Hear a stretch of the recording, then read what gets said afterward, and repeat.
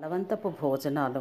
ఈ మధ్యాహ్నం 3 గంటలకు అరుణగిరికి ఈశాన్యమందున్న మఠం నుండి భక్తులు వచ్చి నమస్కరించారు. భగవాన్ చూచి, కోవిలూరు మఠంలో ఉన్న స్వామి గతించారని తంతి వచ్చిందే, నటేశస్వామి వెళ్ళారా అన్నారు.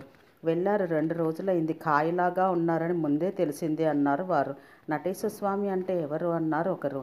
ఇప్పుడు ఈశాన్య మఠాధిపతిగా ఉన్నవారే, కోవిలూరు మఠంలో గతించినారన్నారే, వారు లోగడ ఇక్కడ ఈశాన్య మఠంలో ఉన్నవారే. కోవిలూరులో అప్పటి మఠాధిపతి గతించినప్పుడు వారిని తీసుకొని వెళ్ళి ఆ పీఠాధిపత్యం ఇచ్చారు. ఈ వైపున వేదాంత మఠాల్లో అదే ముఖ్యమైనది. వీరికి పాండిత్యం తక్కువైనా మంచి సాధువు ఒకటి వల్ల వీరే కావాలన్నారు. 20 ఏండ్లయిందనుకుంటానన్నారు భగవాన్. భగవానుని బండి ఎక్కించింది వీరేనా అన్నాను నేను. కాదు, వీరికన్నా ముందున్నవారు. వారు వీరివలే కాదు, చాలా గంభీరమైన వ్యక్తి అన్నారు భగవాన్. బండి ఎక్కిందెప్పుడు అన్నారు ఒకరు. విరూపాక్ష గుహలో ఉండగానే అక్కడికి వచ్చిన 4-5 ఏండ్లకు అదొక చిత్రకథ.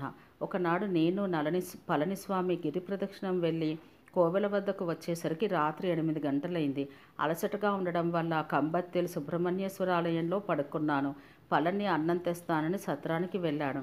వారు గుడిలోకి వెళ్తున్నారన్నమాట. వారి చుట్టూ శిష్యులుంటారు కదా, అందులో ఒకరు నన్ను చూసి బ్రాహ్మణ స్వామి ఇక్కడ ఉన్నారని చెప్పారట. ఇంకేం, తిరిగి వెళ్తూ 10 మందితో వచ్చి చుట్టూ నిలిచారు. లేవండి స్వామి, పోదామంటారు. నేను మౌనస్వామినాయ మరి, దాన్ని సంజ్ఞ చేశాను. వారా వినేది. ఎత్తండిరా ఎత్తండి అన్నారు. సరే, ఇక తప్పదని లేచాను. బయటికి వస్తే బండి సిద్ధంగా ఉంది. ఎక్కండి స్వామి అన్నారు. నేనెక్కను, నడిచే వస్తాను, మీరెక్కి వెళ్ళండని సైగ చేస్తే వింటారా? చూస్తారేంట్రా, స్వామినెత్తి బండిలో కూర్చోపెట్టండి అన్నారు. అంతా 10 మంది ఉన్నారాయే, మన వైపున మాట్లాడేవారు ఎవరూ లేరు. సరే, ఎత్తి బండిలో కూర్చోబెట్టారు. పలక్కుండా మఠానికి వెళ్ళాను. పెద్ద విస్తరి వేసి వడ్డించి, ఇక్కడే ఉండిపోండి స్వామి అంటూ ఉపచారం చేశారు. పళనిస్వామి కోవెలకు వచ్చి చూసి విషయం వివరించి తెలుసుకుని మఠానికి వచ్చారు. వారు వచ్చిన వెనుక ఎలాగో తప్పించుకొని వెళ్ళిపోయినాను. ఈ ఊరు వచ్చిన వెనుక అదే బండి ఎక్కడం. ఆ వెనుక 1-2 సార్లు కొత్తవారు ఎవరో వస్తే నన్ను రమ్మని బండి పంపారు. ఇప్పుడు సంధిస్తే వదలరని, ఉపద్రవం అంతా మనకెందుకని రానని చెప్పి బండి తిప్పి పంపాను. అంతటితో బండి పంపడం మానారు. అదొకటేనా వారి ఉపద్రవం? పిలిచినప్పుడు వెళ్ళకున్నా, ప్రదక్షిణం వెళ్ళి వస్తున్నా, మరెప్పుడైనా మఠానికి వెళ్తూ ఉండేవాన్నా? వెళ్తే నన్ను అక్కడ కూర్చోపెట్టి లోపలికి వెళ్ళి వంటవారితో గుసగుసలాడి వచ్చేవారు. భోజన సమయంలో అరటి ఆకు పెద్దది వేయించి తాము నా పక్కనే కూర్చుని వేయండిరా వేయండని ఎన్నో పదార్థాలు వడ్డించేవారు.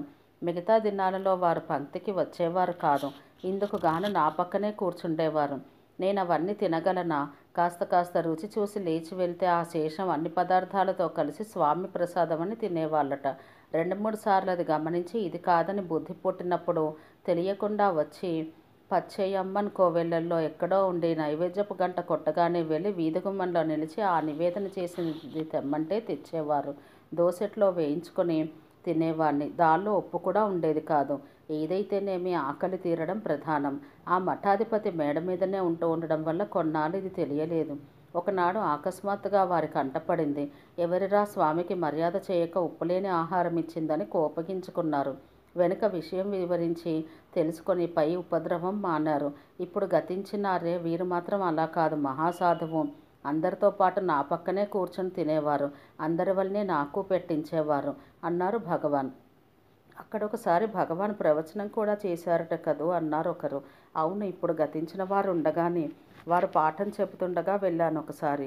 మర్యాద చేసి కూర్చోపెట్టారు. కానియండి పాఠం అన్నాను. స్వామి ఎదుట నేనా పాఠం చెప్పేది? స్వామే చెప్పాలి, తప్పదని గీతాసారం తెప్పించి శిష్యుని చేత చదివించి చెప్పమన్నారు. ఇక తప్పదని అర్థం చెప్పాను అన్నారు భగవాన్. రామచంద్రయ్యర్ తాతవారింటికి ఒకసారి పిలుచుకుని వెళ్ళారని విన్నామే అన్నారు వారు. అది ఇంకా ముందే, 1896లో. నేనప్పుడు గోపుర సుబ్రహ్మణ్యేశ్వర ఆలయంలో ఉన్నాను. వారు నిత్యం నా వద్దకు వచ్చి కాసేపు కూర్చుని వెళ్ళేవారు. నేను మౌనం కదా, మాట లేదు, మంతి లేదు. అయినా వారికి అమిత భక్తి. ఒక దినం వారింటికి ఎవరినో విందుకు పిలిచారట. మధ్యాహ్నం భోజనానికి ముందే ఇంకొకరిని వెంట పెట్టుకొని నా వద్దకు వచ్చారు. చెరొక పక్క నిలిచి స్వామి లేవండి పోదామంటారు. ఎందుకని సైగ చేస్తే విషయం చెప్పారు. నేను రానన్నాను. వింటారా? చెయ్యి పట్టుకొని అమాంతం లేవదీశారు. ఎత్తుకొని పోదామన్నంత తీవ్రంగా ఉన్నారు. ఇంత లావు, అంత పొట్ట, ఆజానుబాహు మనిషి నేనప్పుడు బక్కచిక్కి ఉన్నాను. వారి వేలికైనా చాలేట్లు లేను. వెంట వచ్చిన వారు వీరిని మించి ఉన్నారు. ఏం చేసేది, ఎత్తుకునైనా పోయేట్టున్నారు. చాలా భక్తితో పిలుస్తున్నారని తెలుసు. ఇక వాదించి లాభం లేదని నడిచే వెళ్ళాను.